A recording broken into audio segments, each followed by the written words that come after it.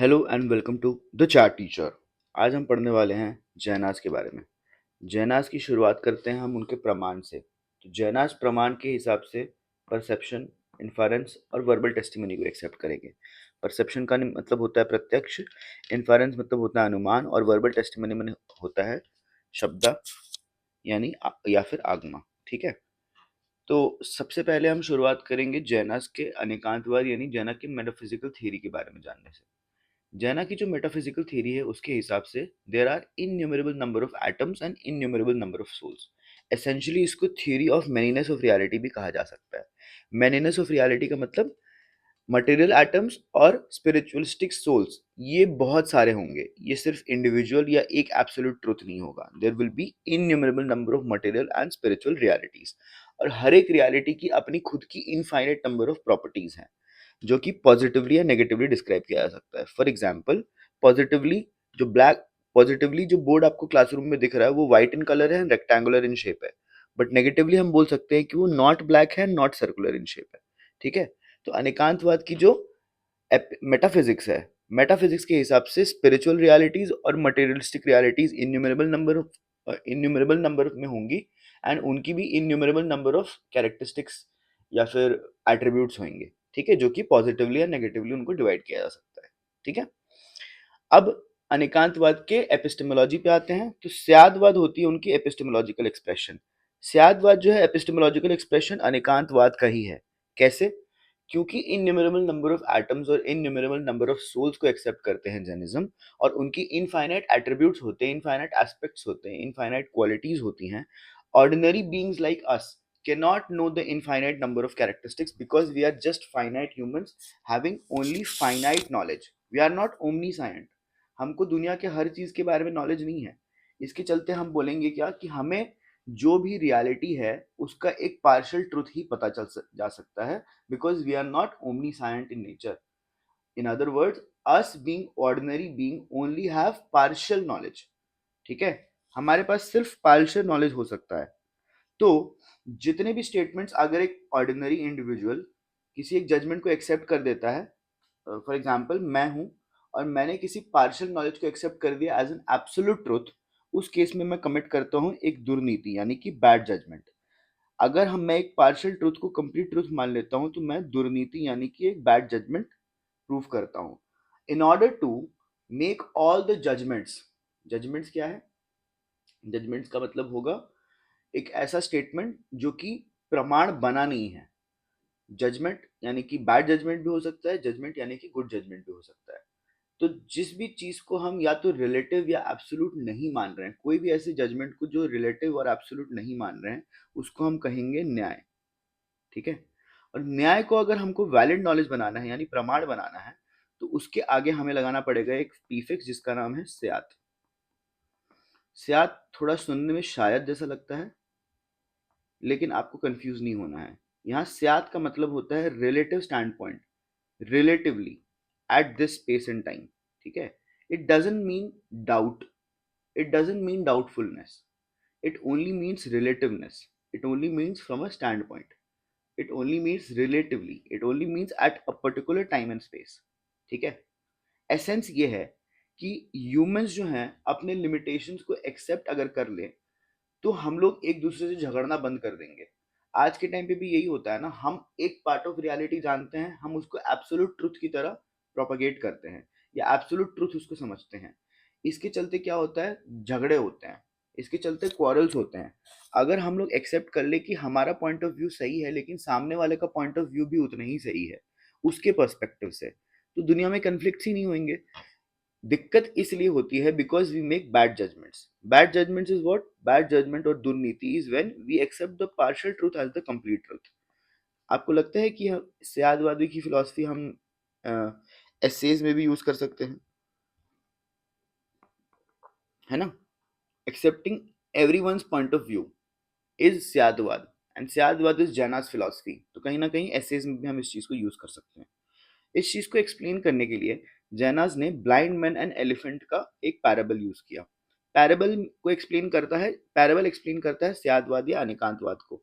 इसमें होता क्या है, six blind man they touch the parts of an elephant and each part gives them a partial description.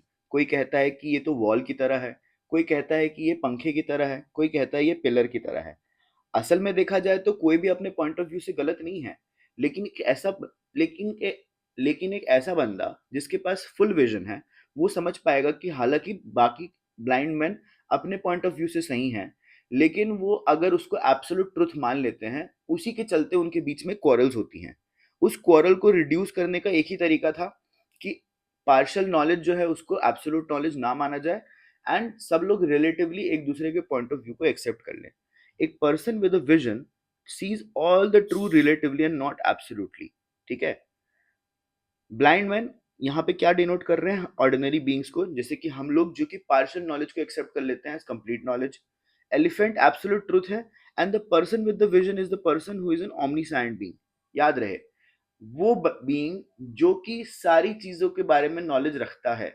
Someone who is only omniscient can know the absolute truth, and not us people who can only have partial knowledge because of our finite abilities to know only the finite characteristics of the reality। ठीक है। अगर judgements को blind man ने prefix कर दिया होता with सयात from this perspective, तो conflict को अवॉइड किया जा सकता था। ठीक उसी तरीके से हम भी जितने भी प्रकार के न्याय होते हैं, उसके आगे अगर स्यात लगा दें, उस केस में वो रिलेटिव पॉइंट ऑफ व्यू से सही हो जाएगा और कंफ्लिक्ट्स को अवॉइड किया जा सकता है। अब यहाँ पे जैनास वर्सेस स्केप्टिक वाले पार्ट को हम बाद में कवर करेंगे। पहले हम पढ़ते हैं सप्तभंगिनी के बारे में। ठीक है। हमने बताया ना कि न्याय होते हैं जजमेंट्स। हम लोग अगर ओरिजिनली देखें तो न्याय दो ही तरीके के होते हैं, जजमेंट्स दो ही तरीके के होते हैं, एक होता है अफर्मेटिव, एक होता है नेगेटिव, नॉर्मल ऑर्डिनरी लॉजिक के हिसाब से। लेकिन जैना के लॉजिक के हिसाब से देर आर 7 जजमेंट्स, और सबके सबको उन्होंने स्यात के साथ फिक्स करके, प्रीफिक्स करके एक पॉइंट ऑफ व्यू वाले, एक पॉइंट ऑफ व्यू को एक्सेप्ट करने की बात कही है। यानी वो एक रिलेटिविटी ऑफ ट्रूथ की बात करेंगे। तो आप देखोगे जैना की फिलॉसफी हो गई realistic, because they believe in innumerable number of realities, and relativistic because वो रिलेटिव पॉइंट ऑफ व्यू को एक्सेप्ट करते हैं। तो रिलेटिविस्टिक पॉइंट ऑफ व्यू को एक्सेप्ट करने के चलते जैना की फिलॉसफी हो जाएगी रियलिस्टिक एंड रिलेटिविस्टिक फिलॉसफी। ठीक है। अब उनके 7 जजमेंट्स क्या है उसको देख लेते हैं। याद रखिए आप, क्या होता है 7 जजमेंट? स्यात् अस्ति, स्यात् नास्ति, स्यात् अस्ति नास्ति, स्यात् अव्यक्तम, स्यात् अस्ति अव्यक्तम, स्यात् नास्ति अव्यक्तम, और स्यात् अस्ति नास्ति अव्यक्तम। ठीक है। स्यात् अस्ति में क्या होता है? एस इज पी, एफर्मेटिव की बात करेंगे अपन। ठीक है।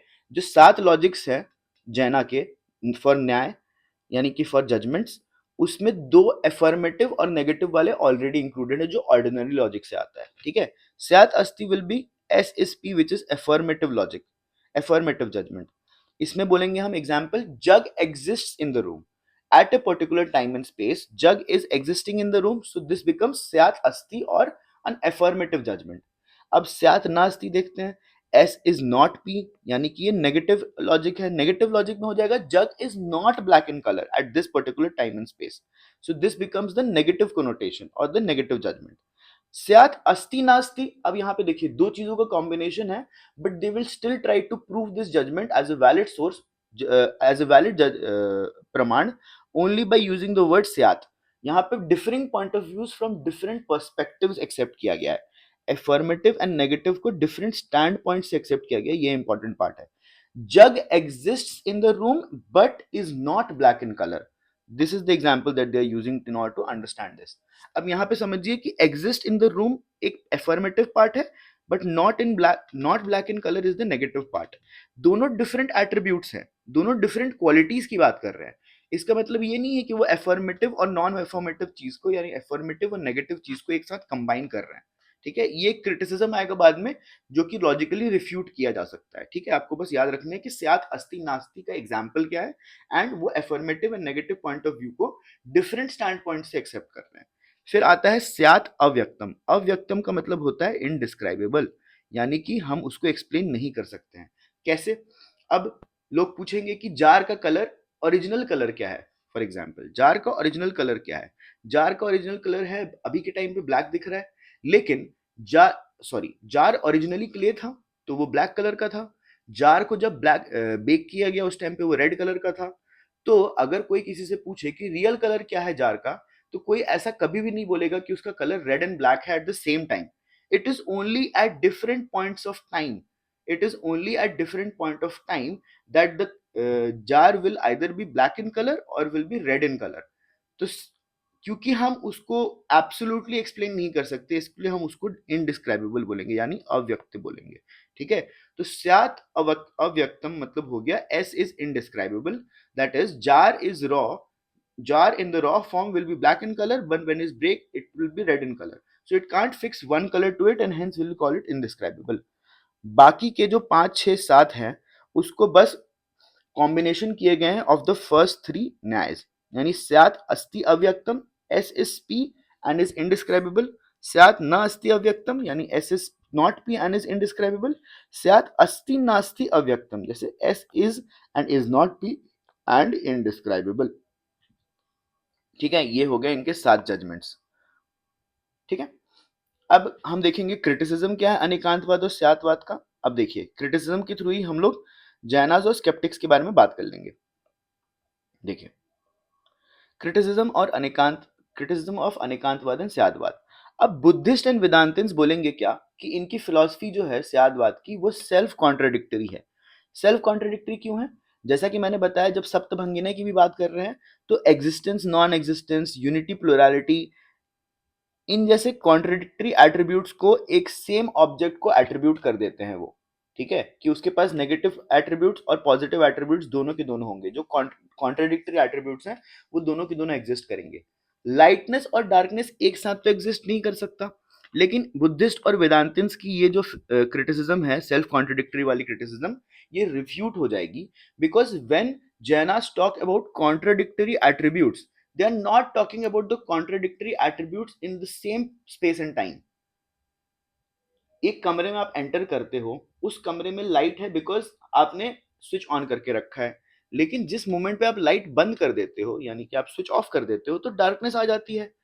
तो लाइट और डार्कनेस दोनों ही एट्रीब्यूट हो गए रूम के, लेकिन it is in different space and time. Different point of time पे वहां पे लाइटनेस और डार्कनेस है। इसका मतलब ये नहीं है कि सेम चीज को हम लोगों ने सेम टाइम पे एट्रीब्यूट कर दिया, having different contradictory attributes. And that is where the Buddhas and Vedantins go wrong, because when Jainism is talking about Syadvad, they are not talking about different attributes attributed to the same object at the same space and time। ठीक है, I hope आपको समझ में आ रहा है। Scepticism का issue क्या है? जैनास बोलते हैं तो कि स्यातवाद को स्केप्टिसिज्म तभी मानोगे जब आप स्यात को डाउटफुल या फिर प्रोबेबिलिटी या फिर प्रोबेबिलिटी का कंसेप्ट मानते हो, लेकिन स्यातवाद प्रोबेबिलिटी का कंसेप्ट है ही नहीं। यहाँ पे क्रिटिसिज्म ये होगा कि स्यातवाद प्रोबेबल है, एंड अगर हम स्यातवाद को कंप्लीट फुल ट्रूथ मानना चाहें तो उस केस में भी हम उसके प्रीफिक्स में स्यात लगाएंगे, because we can not by all probability say, या we can not with all conviction say that स्यातवाद is the ultimate reality, ultimate truth knowing device. हम नहीं बोल सकते हैं स्यातवाद को, एपिस्टेमोलॉजी को, and hence it becomes a kind of self contradictory, because स्यातवाद जो है उसमें सारे के सारे ट्रुथ को पार्शियल माना जाएगा और स्यातवाद खुद एक पार्शियल लॉ हो जाएगा, एंड इसका मतलब स्केप्टिसिज्म हो जाएगा। अगर जैना से कोई पूछेगा कि स्यातवाद क्या एब्सोल्यूट ट्रुथ है, तो वो बोलेंगे स्यातवाद। तो स्यातवाद बोल दिया मतलब वो ट्रुथ जो एक्सटैब्लिश करना चाहते हैं एज एब्सोल्यूट ट्रुथ, वो भी पार्शियल हो गया, स्यातवाद खुद पार्शियल हो गया। इसका मतलब वो जितने भी एक्सेप्ट करेंगे चीजों को, जितने भी ट्रुथ को एक्सेप्ट करेंगे वो पार्शियल हो जाएगा, और स्यातवाद खुद भी पार्शियल हो जाएगा, एंड हेंस वो स्केप्टिसिज्म हो जाएगा। This is the criticism against them. ठीक है, थर्ड क्रिटिसिज्म ये है कि जो थ्योरी ऑफ रिलेटिविटी होती है वो प्री सपोज करती है एब्सोल्यूटनेस को। कैसे? आप कोई भी चीज को रिलेटिवली ट्रू तभी मानोगे जब किसी एब्सोल्यूट से कंपेयर करोगे, बट इस केस में जैनाज ने कोई एब्सोल्यूट का आंसर ही नहीं दिया। There is no hypothesis of an absolute. Logically theory of relativity को लॉजिकली सस्टेन करना हो तो एक एब्सोल्यूट की जरूरत है। Relativity itself is related to absolute and presupposes its existence. ठीक है, वो चीज क्योंकि जेनस ने नहीं बताई है इसलिए वो उनका क्रिटिसिज्म बन जाता है। रिलेटिविटी तो उन्होंने बोल दी, लेकिन relative to what? Is there an absolute truth? हालांकि बाद में जैनास केवल ज्ञान की बात करते हैं जो इंट्यूटिव नॉलेज के थ्रू मिलता है, तो ये भी क्रिटिसिज्म कहीं ना कहीं सस्टेन नहीं करता है। रिडंडेंसी, ये तो हमको भी समझ में आ गया। लास्ट के जो 3 स्टेप्स हैं वो सुपर फ्लॉस हैं, और फर्स्ट 4 को बोरो किया गया है बुद्धिस्ट वेदांतिन्स चतुष्कोटि को। देखिए, जो लास्ट के जो 4 कंसेप्ट्स हैं, सात अस्ति स्यात् नास्ति स्यात् अव्यक्तम स्यात् अस्ति नास्ति। अब लास्ट के जो चार है, स्यात् अव्यक्तम स्यात् अस्ति अव्यक्तम स्यात् नास्ति अव्यक्तम स्यात् अस्ति नास्ति अव्यक्तम। ये जो स्टैंड पॉइंट्स हैं they are not original in nature. Jainas जो है वो उन्होंने इसको इन्वेंट नहीं किया, वो इन्फ्लुएंस हो गए चतुष्कोटि से, जो कि चार categories of thought which is accepted by Buddhist as well as Vedantins. इसलिए ये भी एक क्रिटिसिज्म हो गया, कोई सिंथेसिस नहीं है। देखिए जैनास जो है वो लॉजिकली एंड कर देते हैं, लेकिन जैनास लॉजिकली इसलिए नहीं एंड कर पाए बिकॉज उन्होंने सात तरह के स्टैंडर्ड स्कैटर्ड जजमेंट्स को तो एक्सेप्ट कर लिया, लेकिन उनको सिंथेसाइज करने की कभी कोशिश नहीं की। रियलिटी असल में देखा जाए तो एक मैथमेटिकल सम नहीं है पार्शियल पॉइंट ऑफ व्यूज का, वो एक ऑर्गेनिक होल की तरह है। फिलोसफिकल कंसिस्टेंसी अगर आपको चाहिए तो आपको वो जो पार्शियल ट्रुथ्स थे, वो जो सात तरीके के जजमेंट्स थे, उनको सिंथेसाइज कर देना चाहिए था into organically an absolute reality, जो कि जैनाज ने नहीं किया। तो ये जो दो तीन शुरू के क्रिटिसिज्म से वो तो स्टैंड नहीं करते, लेकिन लास्ट के जो दो क्रिटिसिज्म से वो स्टैंड आउट करते हैं। तो जब भी आप एग्जाम में आंसर्स लिखोगे तो you will have to mention the criticism for अनेकांतवाद एंड स्यादवाद, all these pointers, but you also have to mention the defence of अनेकांतवाद एंड स्यादवाद। डिफेंस क्या है? डिफेंस के हम शुरू के तीन पॉइंटर्स को डिफेंड कर सकते हैं। फॉर एग्जाम्पल, जो लोग स्यात को ट्रांसलेट करते हैं एज मे बी और प्रोबेबली, तो ऊपर के जितने भी क्रिटिसिज्म है वो वैलिड हो जाएंगे। लेकिन जैनास जो है वो न्याय को प्रमाण बनाने के लिए प्रीफिक्स करते हैं स्यात के साथ। इस सिस्टम में जैनास जो है वो कभी भी स्यात को इक्वेट नहीं करते हैं with doubt. It only denotes a stand point और रिलेटिविटी। स्केप्टिसिज्म नहीं है ये, क्योंकि वो खुद मानते हैं कि स्केप्टिसिज्म तो एक सेल्फ कॉन्ट्रडिक्टरी थ्योरी है। यहाँ पे हम आ जाते हैं यहाँ ये वाले पार्ट पे।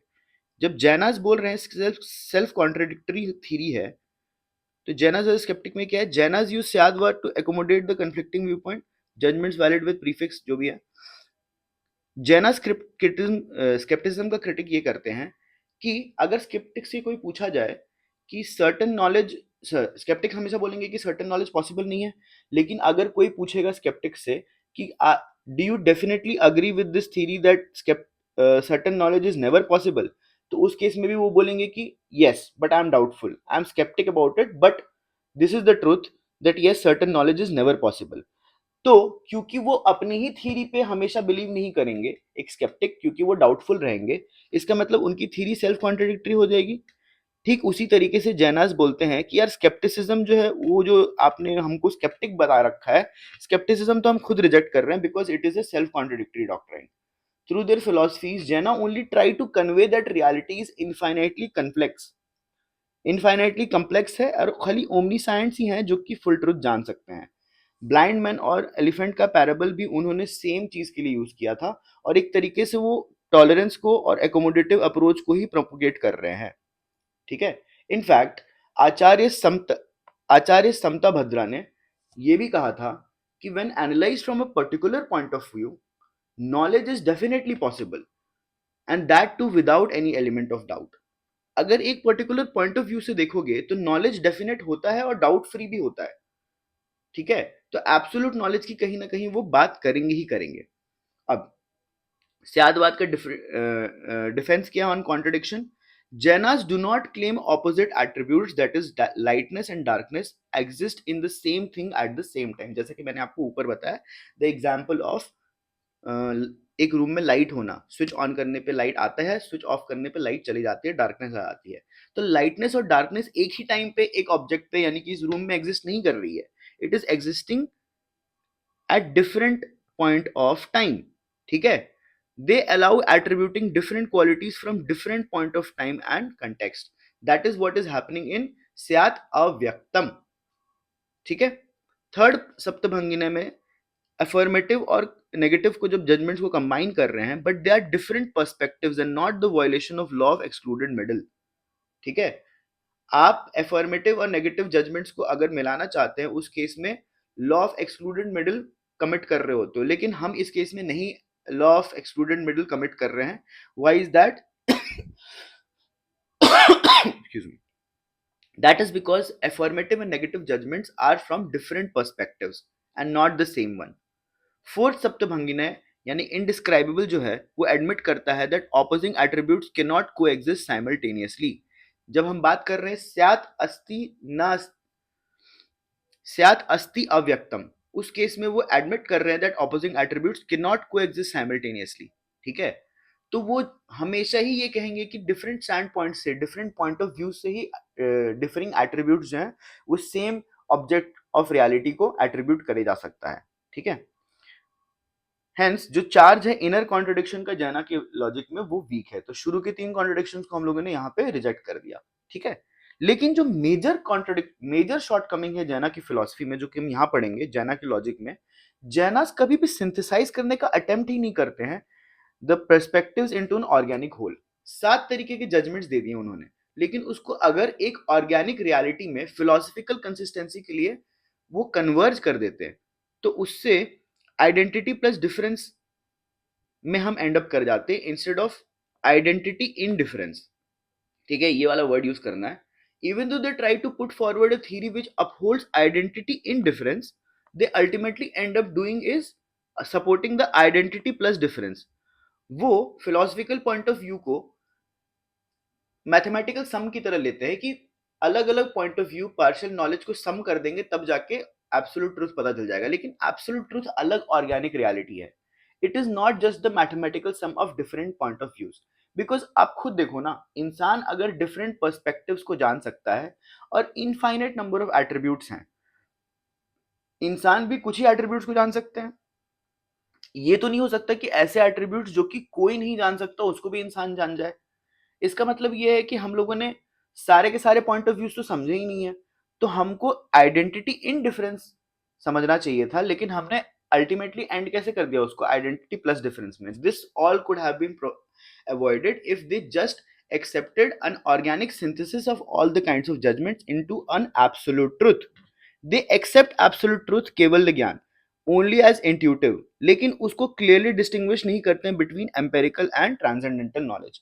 देखिए दूसरी फिलोसफीज के साथ ये अच्छा है, फॉर एग्जाम्पल माध्यमिक शून्यवादीन हो गए या अद्वैता वैदिन्स हो गए, ये क्या करते हैं, ये रिलेटिव पर्सपेक्टिव्स को एक्सेप्ट करेंगे एम्पेरिकल वर्ल्ड में, इस दुनिया के रिलेटिव पर्सपेक्टिव्स को वो भी एक्सेप्ट करेंगे, लेकिन ट्रांसेंडेंटल लेवल पे वो एक एब्सोल्यूट ट्रुथ को एक्सेप्ट कर लेंगे। ठीक है, डिफरेंट लेवल्स ऑफ रियलिटीज को वो भी एक्सेप्ट कर रहे हैं, लेकिन जैनास की तरह वो ऑर्गेनिक, जैनास के अगेंस्ट जाते हुए ऑर्गेनिक एक एब्सोल्यूट ट्रुथ की बात करेंगे एट द ट्रांसेंडेंटल लेवल। माध्यमिक शून्यवादी भी करेंगे और अद्वैता वेदांत भी करेंगे, लेकिन वही चीज जैनिज्म नहीं करते हैं। That is why they become a bit inconsistent at the end. वही चीज अगर उन्होंने फिलोसफिकल स्टैंड पॉइंट से कंसिस्टेंसी लाने के लिए कर दी होती, तो दे would have been accepted as being a consistent school. ठीक है, यहां तक समझ में आ गया। So this is for the first lecture. Next lecture में हम लोग पढ़ेंगे जैना के थ्योरी ऑफ सब्सटेंस के बारे में, फिर हम लोग पढ़ेंगे जैना के क्लासिफिकेशन ऑफ सब्सटेंस के बारे में, जैना के theory of bondage and liberation के ऊपर, कर्मा के ऊपर, लिबरेशन किस तरह से हासिल किया जा सकता है, त्रिरत्ना क्या होता है, पंच महाव्रता क्या होता है, और जैना के रिजेक्शन ऑफ गॉड को। तब तक के लिए बाय बाय। रिवाइज करिएगा, 15-20 मिनट का लेक्चर होएगा। आई एम प्रिटी श्योर कि 1 घंटे के अंदर जैनास भी खत्म हो जाएगा।